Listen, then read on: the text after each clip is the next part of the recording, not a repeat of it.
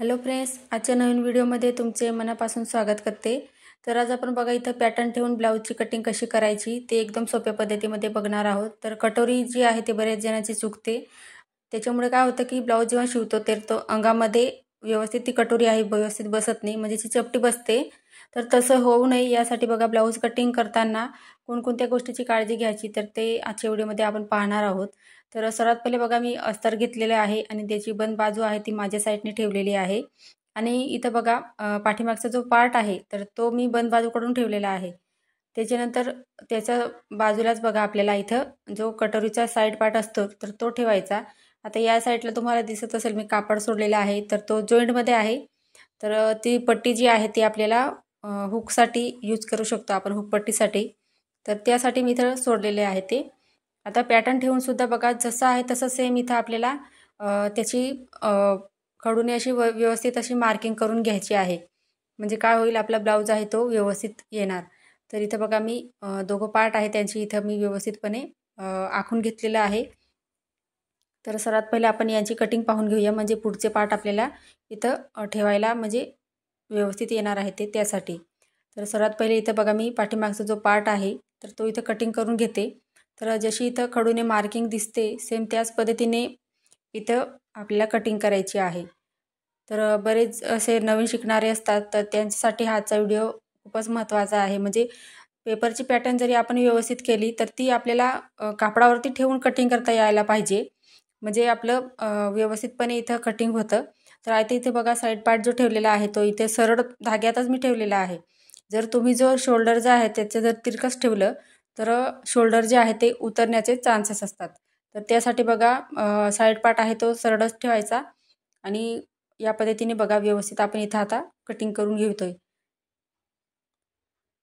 तर बघू शकता इथं मी जसं मार्किंग केलेलं आहे सेम त्याच पद्धतीने कटिंग करते, कुठलीही मार्जिंग ॲड नाही केली आहे मी त्याच्यात, कारण कटिंग करताना आपण इथं त्याची कटिंग केलेली होती एक्स्ट्रा मार्जिन घेऊन। आता इथे बघा साईड पार्ट आहे तो कटोरी आणि आपल्याला इथं क्रॉसपट्टीची कटिंग करायची आहे। तर क्रॉसपट्टीसुद्धा इथं बघू शकता या पद्धतीने ठेवायची व्यवस्थित, इथं आखून घ्यायचा आहे। तर हा जो ब्लाऊज आहे तर याची कटिंग मी याआधी टाकलेली आहे, तुम्ही पाहिली नसेल तर मी त्याचा तो जो व्हिडिओ आहे तर त्याची लिंक आहे तर मी डिस्क्रिप्शनमध्ये देऊन देईल, तर तिथे जाऊन तुम्ही पाहू शकता। तर हा जो ब्लाऊज आहे तर तो मी इथं पफ बाही होती त्याला लॉंग, तर त्याची पेपर कटिंग दाखवलेली आहे या व्हिडिओमध्ये, तर नक्की पहा तो व्हिडिओ, खूपच महत्त्वाचा आहे। आता इथं बघा कापड आहे ते व्यवस्थित ठेवायचं आणि कटोरी ठेवताना बघा कोणत्या गोष्टीची काळजी घ्यायची। तर हे बघा या पद्धतीने जर आपण कापड जर ओढून पाहिलं तर ते तिरकस धाग्यात आहे। आता हे बघा मी ओढून पाहते ही सरळ धाग्यात आहे।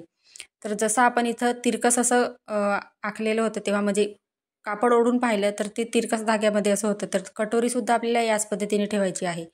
तर आता इथं हा जो पार्ट आहे तर तो आपण इथं हुकपट्टी लावत असतो, तर तो पार्ट या पद्धतीने ठेवायचा। तर बघा मी जसं ठेवलेलं आहे सेम त्याच पद्धतीने ठेवायचं आहे आणि कटिंगसुद्धा तसंच करायचं आहे आपल्याला। तर बघू शकता कटोरी आहे ती आपली इथं तिरकस धाग्यात इथं कटिंग करायची आहे आणि कापडवर सुद्धा आपल्याला त्याच पद्धतीने ठेवायची असते। तर सेम आता बघा इथं मी कटिंग करून घेते। तर ब्लाऊजवरनं कटोरीचं माप घेऊन कटोरी कशी काढायची तर ती सुद्धा मी इथं दाखवलेलं आहे, तर तो व्हिडिओ तुम्ही पेपर पॅटर्नचा नक्की बघा। तर बघू शकता इथं जसं आहे तसं इथं मी मार्किंग करून घेतलेलं होतं ते इथं कटिंग करून घेते। तर इथं बघा बाही जी होती ती 11 इंच होती, तर लॉंग बाही होती आणि मी इथं बघा अस्तर दुसरं घेतलेलं आहे। तर या पद्धतीने बघा व्यवस्थित ठेवायचं अस्तरसुद्धा, हवं तर तुम्ही याला प्रेससुद्धा करू शकता। तर हे जी कटिंग आहे बाहीची तर त्याची लिंक मी तुम्हाला डिस्क्रिप्शनमध्ये देऊन देईल। आता इथं बघा मी खालून व्यवस्थितपणे जसं होते तशी इथं बाही ठेवलेली आहे आणि कुठलीही मार्जिंग ॲड न करता आपल्याला बाहीसुद्धा तशीच आखून घ्यायची आहे। इथं बघा जो पेपर कटिंग केलेला आहे त्याला काठोकाठ असं आपल्याला खडूने मार्किंग करायची आहे। तर जिथं बघा मी पॉईंट म्हणजे टक्स तिथं घेतलेला होता तर तिथे सुद्धा खडूने व्यवस्थित मार्किंग केली आहे, जेणेकरून ते आपल्याला तिथं टक्स घेण्यासाठी म्हणजे कटिंग करताना लक्षात येईल त्यासाठी मी तिथं व्यवस्थित खडूने मार्किंग करून घेतलेली आहे। तर पहा इथं बाहीसुद्धा आखून घेतली आपण। आता आपण कटिंग करून घेऊया, म्हणजे जिथून आपल्याला पफ घ्यायचा आहे बाहीचा तर तिथं मी खडूने तिथं व्यवस्थित मार्किंग करून घेतली आहे आणि तसुद्धा आपण इथं कटिंग करून घेणार आहोत। तर इथं बघा सर्वात पहिले जसं आहे तसं इथं खडूने मार्किंग केलेलं कटिंग करून घ्यायचं. तर बघा या पद्धतीने. तर तुम्हाला कोणत्याही टॉपिकचा तुम्हाला व्हिडिओ पाहायचा असेल तर तुम्ही मला कमेंटमध्ये कमेंट करू शकता. तर इथं बघा आपलं इथं कटिंग झालेलं आहे. आता जिथं बघा खडूची मार्किंग तुम्हाला डार्क दिसते तर तिथं मी खडूने जास्तीचं हे केलं होतं ते. तर व्यवस्थित या पद्धतीने दोघं बाह्या म्हणजे बाही आहे ती व्यवस्थित ठेवायची आणि जो टक्स होता त्यालासुद्धा बघा या पद्धतीने तिथं खाच मारून घ्यायची छोटीशी, म्हणजे आपल्याला जेव्हा आपण अस्तरसोबत जोडू तर ते आपल्याला लक्षात राहील. म्हणजे हे बघा एवढं आपल्याला इथं पफ येणार आहे. आता हा ब्लाऊज पीसचा कापड आहे. तर काठ आहे ते इथं खाली दिलेले बघा. तर सर्वात पहिले आपण बाहीची कटिंग करून घेणार आहोत.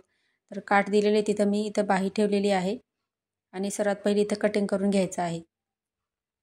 तर इथं बाहीची कटिंग सर्वात पहिले करते मी, कारण दुसरे पार्ट आपल्याला कटिंग करायला सोपं जाईल. काठ दिलेले होते तेच त्यासाठी मी इथं व्यवस्थित अशी कटिंग करून घेतली. आता इथं पाठीमागचा पार्ट ठेवायचा आहे. तर पाठीमागचा जो पार्ट आहे आपला तर तो इथं बंद बाजूमध्ये ठेवायचा असतो आपल्याला. तर बघा इथं बंद बाजू माझ्या साईडने ठेवलेली आहे कापडाची मी, आणि जिथं व्यवस्थित ॲडजस्ट होत असेल कापड तिथं तुम्ही व्यवस्थित ठेवायचं आहे.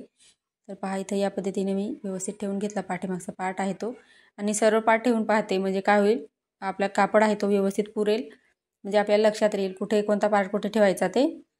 तर व्यवस्थित ॲडजस्ट करून ब्लाऊजची कटिंग करायची आहे. तर इथं बघा पाठीमागच्या पार्टची सर्वात पहिले मी इथं कटिंग करून घेते, म्हणजे आपल्याला बाकीचे पार्ट इथं कटिंग करायला सोपं जाईल. तर बघा एक्स्ट्राचं म्हणजे अर्धा इंच कापड जर जास्तीचं असेल तर सर्व पार्ट तुम्ही इथं अर्धा इंच मार्जिन सोडून कटिंग करायची आहे. तर बघा इथं आता जो साईड पार्ट आहे तो कुठे व्यवस्थित ॲडजस्ट होतोय ते चेक करायचं. तर बघा या पद्धतीने जर साईज मोठी राहिली तर आपल्याला ब्लाऊज ॲडजस्ट करावा लागतो. तर त्यासाठी तर बघू शकता इथं मी साईड पार्ट तिथं ठेवला आणि कटोरी जी आहे ती या पद्धतीने इथे आपली व्यवस्थित बसते. तर आता कटिंग करून घेते मी. तर हा जो ब्लाऊज आहे तो एकदम सिंपल असा होता, म्हणजे त्यांना लेस वगैरे काही नको होती, आणि जसा म्हणजे लेस वगैरे काही नाही, दोरी लावली होती त्यांनी, फक्त दोरी सांगितलेली होती. तर ही जी बाही आहे बाही तर ती कशी शिवायची त्याचासुद्धा व्हिडिओ मी टाकलेला आहे. तर त्याची लिंकसुद्धा मी डिस्क्रिप्शनमध्ये देईल. तर बघा इथं मी कटोरीसुद्धा जशी आपण कापडावरती अस्तरवरती कटिंग केली सेम त्याच पद्धतीने इथं कटिंग केलेली आहे. तर फ्रेंड्स आजचा व्हिडिओ आवडला असेल तर लाईक, सबस्क्राईब आणि कमेंट करा. धन्यवाद.